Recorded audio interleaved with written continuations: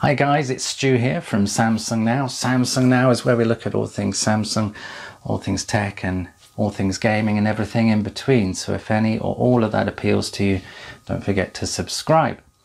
Just so you know, we're going to be rebranding the Samsung Now channel, changing its name, changing its image, logo and everything. And also we're developing a website that allows you to take the settings that we give you for your gadgets and everything else to go to the website and read more about them, share more and learn and get the most from the tech that you already own. That's the aim of this channel really overall, is to help you get the best of what you already have really. So today we're looking at the long-awaited review of, and a bit of a showdown as well, of these two fellas. Now, I've talked previously about the Gear VR from Samsung, and I've mentioned briefly the Google DayDream.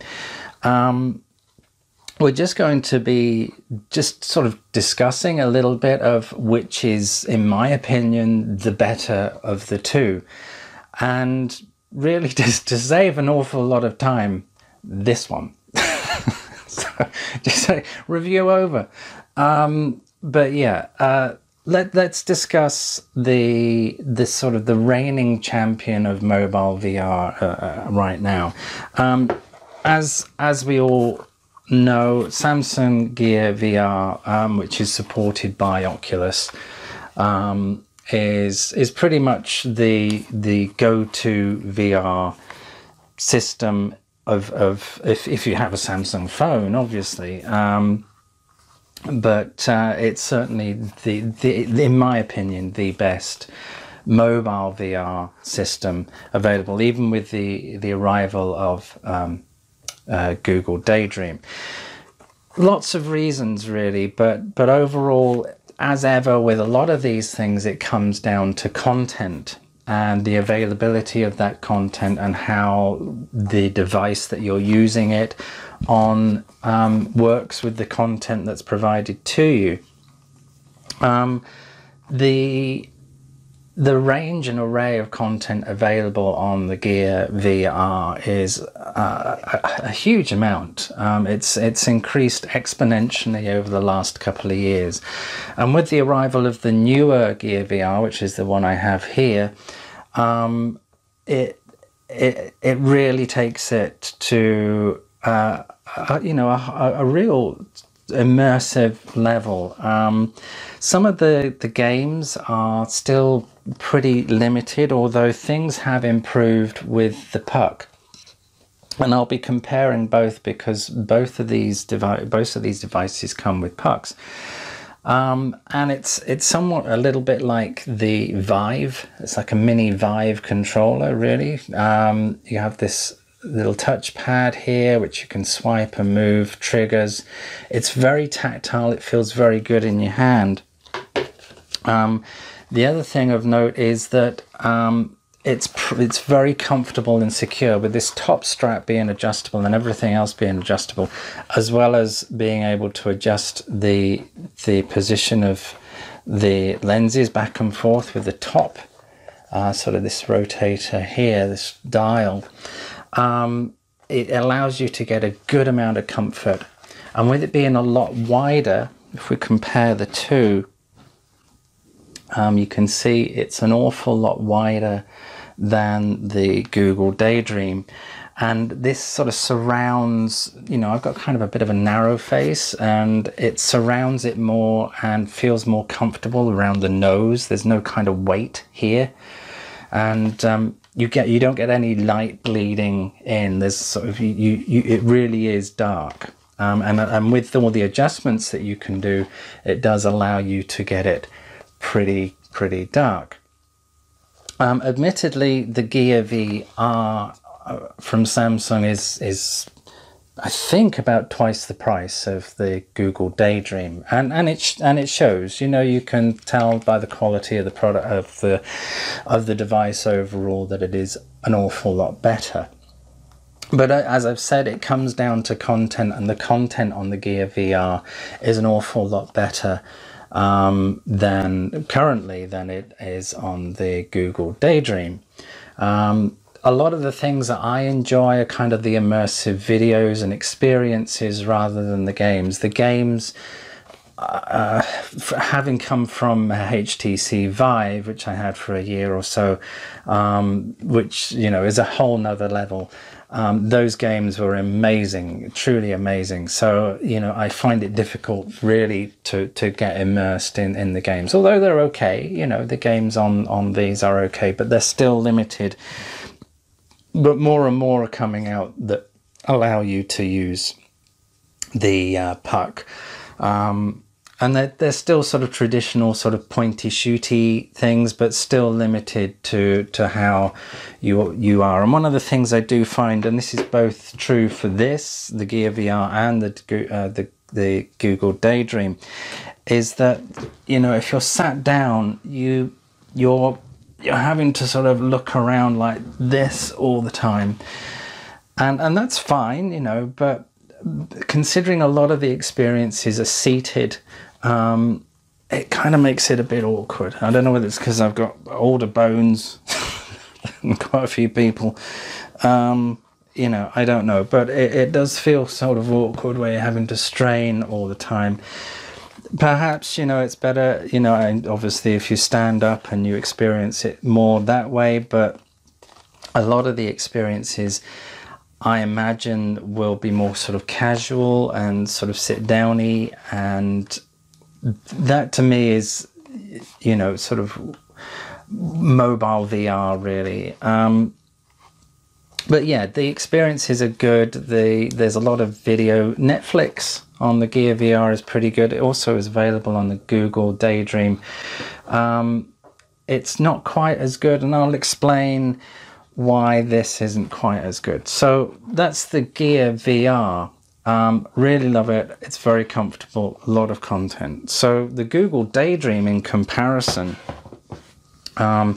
is a lot smaller, as you can see, an awful lot lighter compared to the Gear VR.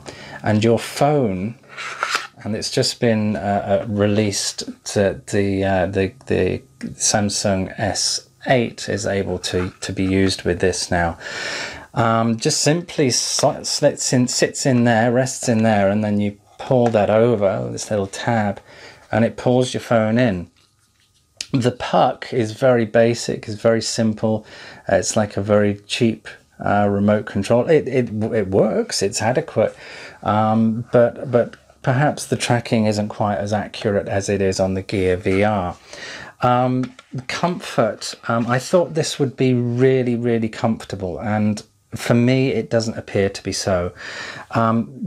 There's two reasons for that, maybe even three reasons. One, it is very light, and I thought it would be very comfortable on the nose, and I've got kind of a Roman bumpy nose, but it kind of isn't, and I get a bit of, you feel a bit of pressure on the bridge of your nose, and I think that has more to do with the fact that you only get this one strap. There's nothing holding and pulling the device back to stop the pressure resting on your nose. Additionally, the padding, although, you know, does appear to be sort of adequate and really soft, and it feels soft, once it's on your face, it kind of doesn't really feel adequate. It doesn't feel enough. And on top of that, because the sides, they're very narrow. If you compare the two here, they're very narrow, and the padding doesn't appear to surround the side of your face enough. I imagine maybe if you had a big fat face, it might work better, but even then I'm doubtful, mainly because, you know, it's very shallow here, around here, and I imagine that's because of how they've manufactured it. You know, this is half the price. This is around about, I don't know, $80. But it kind of shows, it really does. Google should be knocking these out and probably half the price. It does, you know, it feels great. The fabric feels wonderful. It's very tactile. but as in use, once you've got the phone in place, there's some weight there because you've got your phone pulling the front of it down on top, and you've got no top supporting strap, and you have to have this back one quite tight to hold on to it.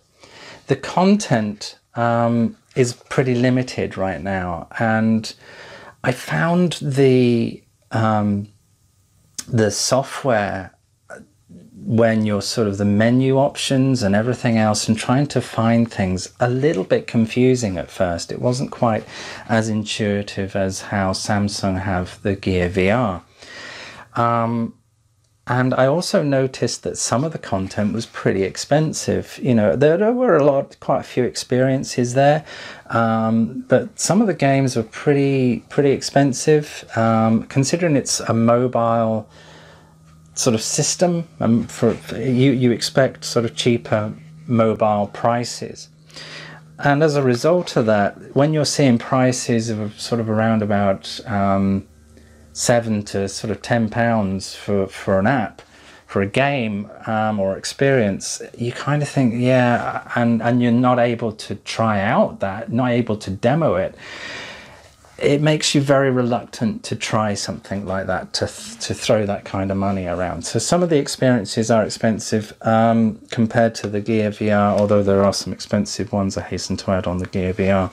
The puck, the controller, I found it disconnects and drifts. That may be due to some firmware update, software update.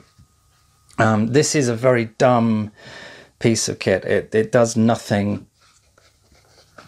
There's no hardware or anything in it. It's just some and the lenses are fixed, by the way, so you can't adjust the movement in or out or side to side. The only way you can adjust the focus is you pull it up or down, a bit like the original Oculus was a long time ago, where it didn't have any sort of control over the lenses. You just sort of moved the mask up and down a bit. But as I was saying about the puck, it does sort of drift. It doesn't feel as comfortable, or doesn't rest in your hand as easy. So you're sort of finding a lot of the time you're recentering it because it is drifting. Responsiveness in terms of the apps and games and everything is really good, but also that would depend entirely on the phone that you're using. Using on this device. On the S8, it's silky smooth, it's great, it hums along just nicely, there's no issues with it at all. I've not seen any lag or glitching, both on the Gear VR and on the Google DayDream. Comparing both available apps on the Google DayDream and on the Gear VR, playing the same sort of experience or game, or very similar games, they're pretty much comparable, but due to comfort, I would say the Gear VR wins, and because it blocks out, this bleeds. But overall, if you want something cheap and cheerful, and you don't want to shell out a ton of money, and you don't own a Samsung phone, that's the key thing really, then you're really kind of, for now, stuck with this as a budget offering. But it is from Google, and they're going to be building out more and more content, and is their prime sort of VR device for now. If you have a Samsung phone, I would get this, hands down. Just, if you own a Samsung phone, this is a no-brainer. And I know a lot of you that have the S8 in the US were given one of these. In the UK, we had to shell out and buy one. But if you don't own a Samsung phone, then your sort of options are tied to sort of the Google DayDream.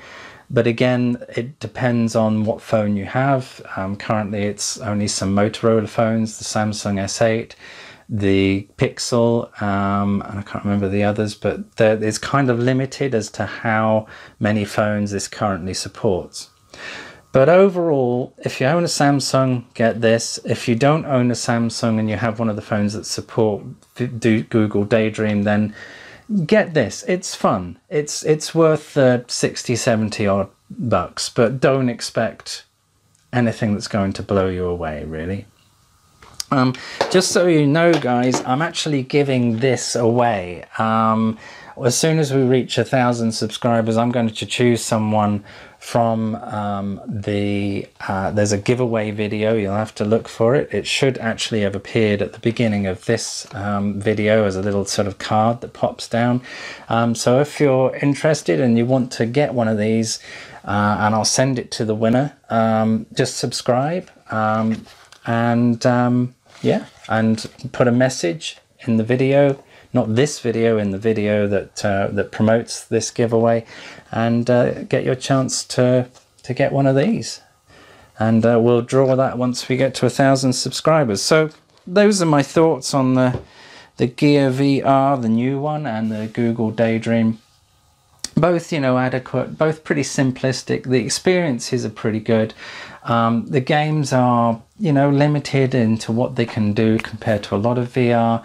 And, you know, if you own a Samsung, get the Gear VR. If you don't own a Samsung, I would get the Google DayDream, as long as your phone is compatible with it.